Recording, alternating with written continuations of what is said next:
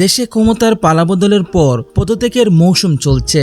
সরকারি এবং স্বায়ত্তশাসিত বিভিন্ন প্রতিষ্ঠানের শীর্ষ পদধারীরা কেউ স্বেচ্ছায়, কেউ বা আবার দাবির মুখে পদত্যাগ করছেন। ক্রীড়াঙ্গনেও বাংলাদেশ ক্রিকেট বোর্ড বিসিবি ও বাংলাদেশ ফুটবল ফেডারেশন বাফুফের কর্তাদের পদত্যাগের দাবি উঠেছে। এর মধ্যে পদত্যাগ নিয়ে প্রশ্নের মুখে পড়তে হয়েছে বাংলাদেশ জাতীয় ক্রিকেট দলের কোচ চন্ডিকা হাথুরুসিংহেকেও। সাম্প্রতিক সময়ে বাংলাদেশ ক্রিকেটের সবচেয়ে আলোচিত চরিত্রের মধ্যে অন্যতম এই লঙ্কান কোচ। তাকে নিয়ে দেশে ক্রিকেট ভক্তদের মিশ্র অনুভূতি রয়েছে।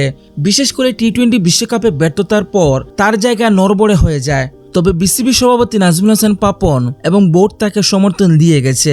এদিকে 2 টেস্টের সিরিজ খেলতে এখন পাকিস্তানে অবস্থান করছে বাংলাদেশ ক্রিকেট দল। সেখানে আগামী 21শে আগস্ট প্রথম টেস্টে মাঠে নামবেন নাজমুল হোসেন শান্তরা। এর আগে গণমাধ্যমের সঙ্গে আলাপের সময় হাতুড়িকে পদত্যাগের বিষয়ে প্রশ্ন করা হলে তিনি বলেন, আমার কোনো ধারণা নেই বাংলাদেশ ক্রিকেট বোর্ডে কি চলছে।